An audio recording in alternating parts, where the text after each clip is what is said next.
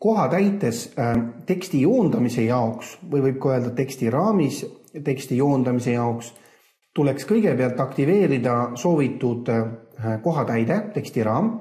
Antud juhul näete, mul on siin loetelu, aga siin on 2 varianti, kuidas seda joondust teha.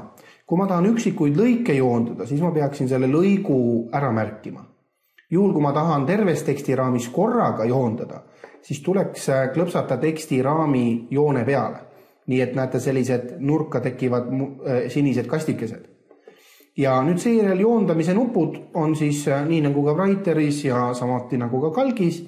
Siin üleval kokku on 4 nuppu, saate siis vastavalt joondada vasakule, keskele, paremale või siis rööpselt. Juhul kui on näiteks mitu lauset ja ütleme pikad laused, siis et oleks mõlemalt poolt võrdselt.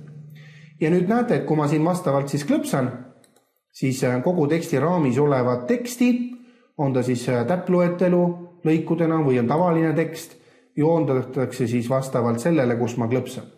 Nii et selliselt on see joondamine võib-olla isegi kõige lihtsamini teostatav.